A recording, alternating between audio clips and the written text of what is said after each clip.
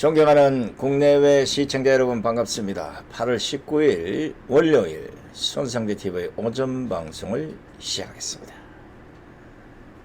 월요일에 아침부터 언론을 한번 까보고자 합니다. 이미 여러 번 깠습니다만 오늘은 제대로 한번 언론의 양심을 한번 건드려 볼까 합니다.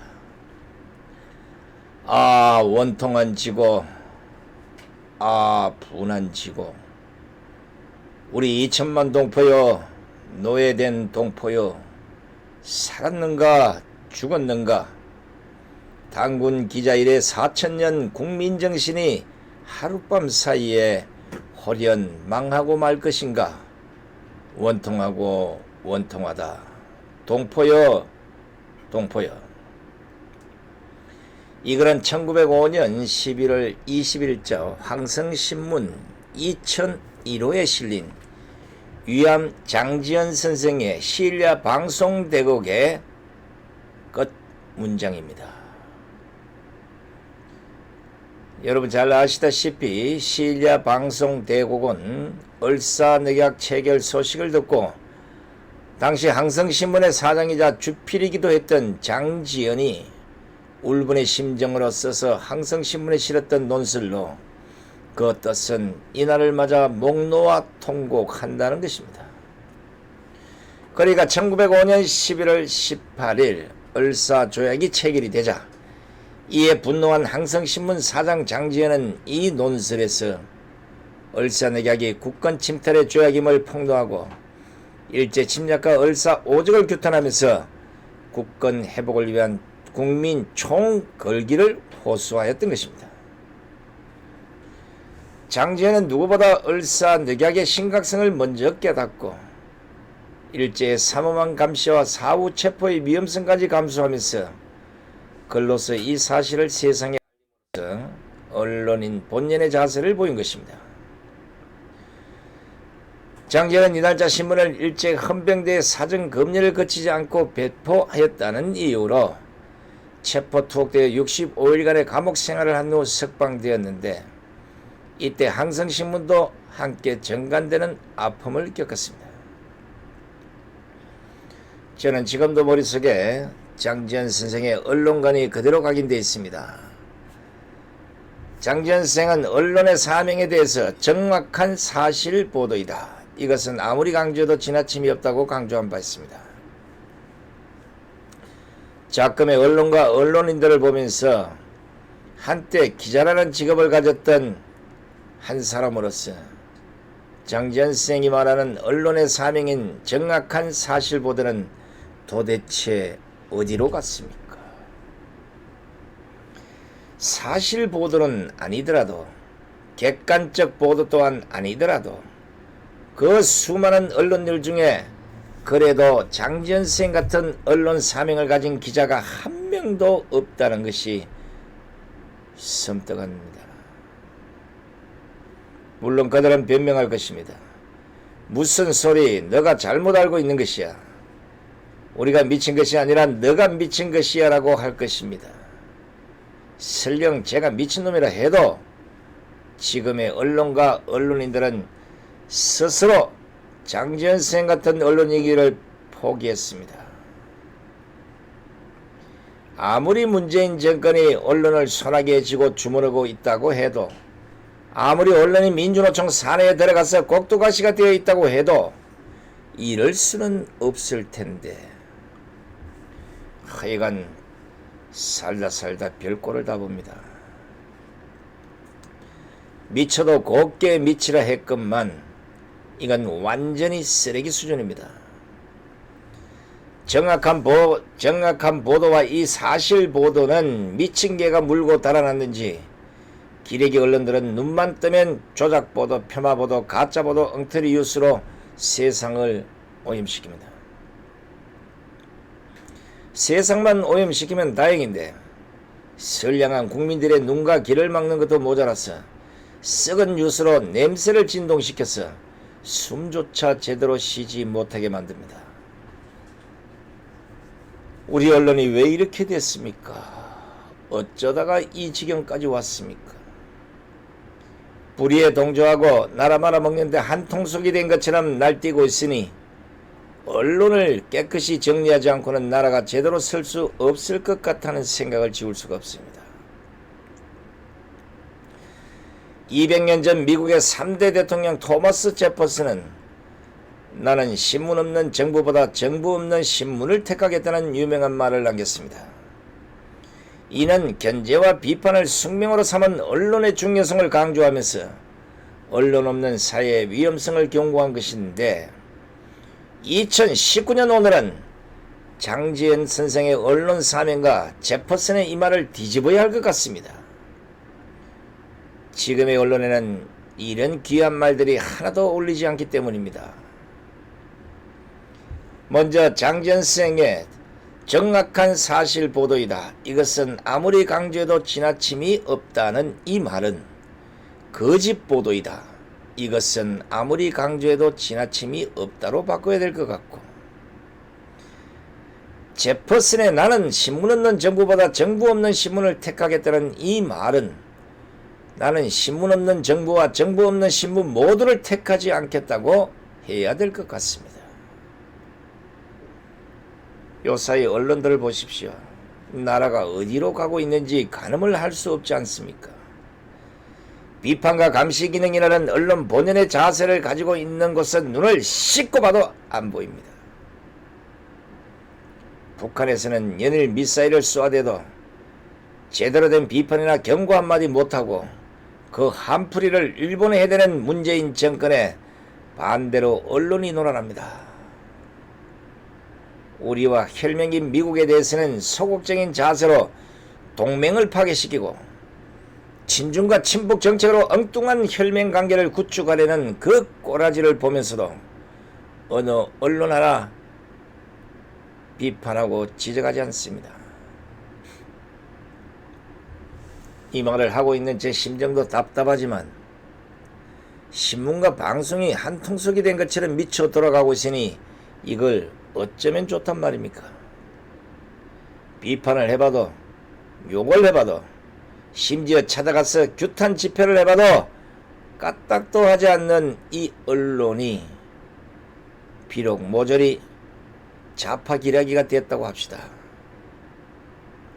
그래도 기자 역시 인간인 이상 지금의 이 엉터리 전국, 이 엉터리 시대를 제대로만 바라본다면 장지현 선생 같은 인물 한 명쯤은 나오리라 봅니다. 제가 요 며칠 기레기 언론들을 비판하면서 계속 궁금증 하나를 풀지 못했는데 이제 그 궁금증을 풀 수 있는 결정을 이렇게 내리려고 합니다. 언론이 하나같이 태극기 집회 보도를 안 하는 것은 누군가 거대한 군중의 물결이 겁이 나서 그런 것으로 말입니다. 문재인 정권이나 좌파 언론인도 사람인데 왜 공포감이 없겠습니까? 그런데 이번 8월 15일에 거행된 문재인 퇴진 8.15 태극기 집회에 관한 보도들을 보면서 모든 언론이 마치 입을 맞추듯 한결같이 축소 내지 묵살 보도를 한 것은 앞으로 다가올 태극기 공포감의 반증이라고 저는 보는 것입니다. 문재인 정권과 기레기 언론들은 세월호 사건, 촛불 집회, 박근혜 대통령 탄핵, 정권 창출에 이르기까지 손을 맞잡은 공동 정범 관계를 유지해오고 있기 때문에 이런 상태에서는 쉽게 문재인 정권의 실정과 폭거를 드러내지 못할 것입니다. 그러나 비가 오는 가운데서도 강화문에서부터 저 남대문까지 빼곡히 들어선 태극기 집회를 보면서 그들도 내심 놀랐을 것이고 공포감을 느꼈을 것입니다. 자신들이 들었던 촛불의 그 희열만큼 태극기 집회는 공포감으로 다가왔을 것이고 의회 모든 언론이 그 엄청난 광경을 축소 내지 묵살시키고 싶었을 것입니다. 누군가가 아니라면 박근혜 대통령의 불법 탄핵이 두려운 기레기 언론과 현 정권 모두가 공이 느낀 태극기 집회의 공포감과 두려움이 결국 비보도라는 이런 결과를 가져왔을 것이라고 생각합니다. 그렇지 않고는 정권이나 언론이 한결같이 같은 대응으로 나오기는 쉽지 않습니다. 특히 그동안 우파 대변지로 알려져 왔던 조선일보 및 중앙일보, 동아일보까지 같은 양상을 보인다는 것은 태극기 집회에 대한 공포감이 언론사에 엄습하고 있다는 것은 틀림없는 현상입니다. 이들이 비록 이날의 장엄한 광경을 보도하지 않더라도 이제는 진실을 묵살할 수 없는 환경이 되어버렸습니다. 이날 8.15 집회에 직접 참가한 수십만의 애국 시민들이 바로 진실 보도의 파수꾼이 됐기 때문입니다. 그들은 이날 엄청난 광경을 통해 수시로 자신의 스마트폰을 눌러댔고 수백 명의 유튜버들 또한 그 현장을 실시간으로 전 세계로 전파시켰습니다. 예당컨대 유튜버들이 전해주는 동영상을 통해 이날의 태극기 집회 참가 군중의 규모를 본 국민들은 국내외를 통틀어 수억 명에 이를 것입니다. 문재인 정권이 어떤 방법인지는 몰라도 마치 50 때처럼 엄격한 통제를 하듯이 기성 언론의 거짓 보도는 이번 8.15 태극기 집회를 통해 완전히 드러났다고 저는 판단합니다. 만약 그 광경을 특정 방송 하나라도 진실로 있는 그대로 보도했다면 전 국민이 깜짝 놀라서 까무러쳤을 겁니다. 비가 오는 가운데서도 우산을 받쳐들고 문재인 퇴진을 부르짖는 그 광경은 진실을 덮으려는 국내 언론들이 아니 진실을 전하려는 외신들에 의해서 결국 세상에 비춰지고 있기 때문입니다. 8월 15일 세상을 깜짝 놀라게 한 수십만의 태극기 집회 관중, 국영방송이라는 KBS를 비롯한 주요 언론사들이 단 한 줄도 보도하지 않았습니다. MBC와 SBS 이 지상파는 저녁 8시 메인 뉴스에서 단 한 줄도 보도하지 않은 대신 반일 운동을 촉구하는 집회는 중계차 등을 동원해서 세세하게 보도했습니다.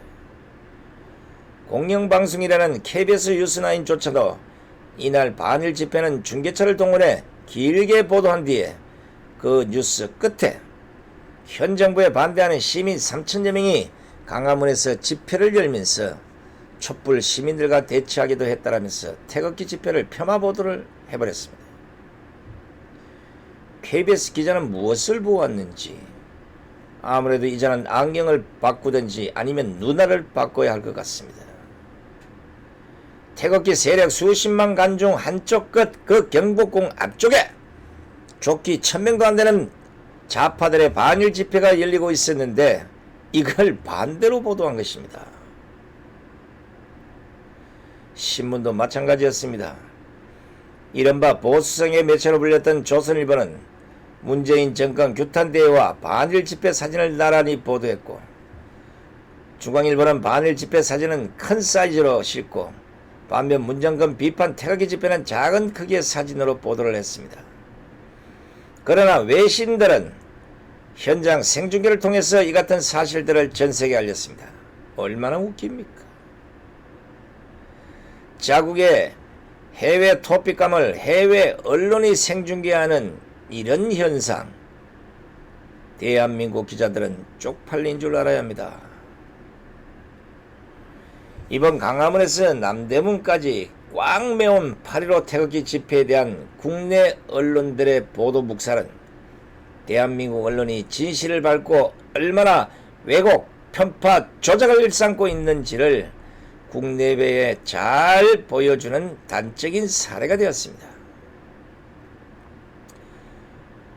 국민 여러분 잘 보셔야 합니다. 이제 더 이상 기레기 언론에 속아서는 안 됩니다. 계속해서 속다 보면 결국 이런 언론들 때문에 북한이 남한을 향해 미사일을 쏘거나 심지어 전쟁을 도발해도 쏘아줘야 하는 미련한 국민이 될 수 있기 때문입니다. 대한민국 수도 서울의 심장부라는 강화문에서 남대문까지 무려 수십만 명의 애국 국민들이 모여 문재인 퇴진을 위한 범국민 규탄대회를 열었는데도 보도를 하지 않는 언론인데 북한이 무슨 짓을 하든 이걸 제대로 보도는 하겠습니까? 저는 이날 민심이 요동치고 있는 그 전조 현상을 보았습니다. 일반 국민들이 태극기 집회를 바라보는 눈높이가 분명히 달라졌음도 확연히 느꼈습니다. 길거리에서나 식당에서나 종전에 보지 못했던 광경들이 많이 보였습니다. 응원하는 시민들, 박수 쳐주는 시민들, 사진 찍는 시민들까지 그들 모두는 이날 함께하지는 못했지만 문재인 퇴진에는 같은 생각을 갖고 있었음이 확인된 겁니다. 문재인 정권의 국정 실정이 거의 모든 부분에서 이어지고 있다는 사실을 일반 국민들도 피부로 체감하고 있다는 반증이었습니다. 경제가 폭망하고 외교 참사 수준이고 국방과 안보가 파괴된 작금의 이 현실을 문정권과 기레기 언론들이 막아서 그걸 어떻게든 폄하해 보았지만 이번 8.15 규탄 집회를 통해서 그것은 손으로 하늘을 가리는 것임을 알았을 것입니다. 아무리 문재인 정권이 언론을 손아귀에 넣고 마치 떡 주무르듯 하고 있지만 결국 애국 국민들의 자발적 걸기인 태극기 집회를 보도하지 않는 언론들을 볼 때 이제 그들의 동조적 방어도 한계에 왔다고 보입니다. 물론 비폭력 태극기 집회의 무력감을 비판하는 우파 사람들도 있습니다. 그렇다고 폭력만이 능사는 아닐 것입니다. 지금도 분열을 획책하는 세력 중에 자신은 앞에 안 나서면서 남보고 앞장서 목숨 바치라는 비열한 우파들이 있는 한 폭력은 결코 승화할 수 없습니다. 폭력이건 비폭력이건 그 힘은 결국 국민의 손에 달려있다는 것입니다. 모두가 하나같이 목숨 걸고 앞장서겠다는 마음으로 뭉친다면 가능하겠지만 총알 한 방에 새떼처럼 흩어지는 정신상태로는 100번 1000번을 싸우도 그 싸움은 필패할 것이고 백해무익한 행동이라고 봅니다. 그런 의미에서 자유한국당이 오는 24일과 31일로 계획하고 있는 장애투쟁을 우리는 유심히 지켜볼 것입니다. 이번 장애투쟁과 관련 한교안 대표는 입장문에서 이 정권의 국정 파탄과 인사농단을 규탄하는 대한민국 살리기 집회다. 이 정권이 좌파 폭정을 중단하는 그날까지 투쟁을 멈추지 않겠다. 국민 여러분의 명령이 있을 때까지 투쟁을 멈추지 않겠다. 이렇게 저는 한교안 대표에게 저번 같은 장애투쟁은 하지 않는 것이 좋다는 충고를 드리고자 합니다. 이번 장애투쟁은 자유 대한민국을 위해 목숨을 건다는 생각으로 임해야 합니다. 민주주의는 한국당도 우파국민도 아닌 국민 모두가 공유하는 시스템이기에 어떤 지도자도 혼자서 민주주의를 살릴 수는 없습니다. 이제 선택해야 합니다.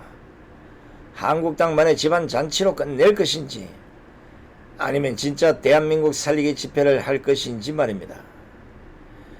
결국 후자의 선택만이 국민들의 호응들을 이끌어내서 지금 난파 직전에 있는 나라를 구출해내는 큰 원동력이 될 것인데 그 결단을 한교안 대표께서 보여주시기 바랍니다. 100번 1000번을 따져도 결론은 끝장투쟁뿐입니다. 나라가 우리가 보기에는 망가진다고 생각을 하겠지만 좌파들이 보는 세상은 역시 우리가 계획한 대로 가고 있구나 이런 생각을 할 것입니다. 어떤 이유가 됐든 그들의 생각대로 가다가는 나라는 그들나고 망할 수밖에 없습니다. 한 사람 한 사람 대한민국을 사랑하고 자유 대한민국을 원래의 자리로 돌려놓겠다고 생각하시는 분들은 이제 끝장투쟁에 모두 함께 하여야 할 것입니다. 지금까지 손상대 TV를 시청해 주신 시청자 여러분께 감사를 드립니다. 안녕히 계십시오.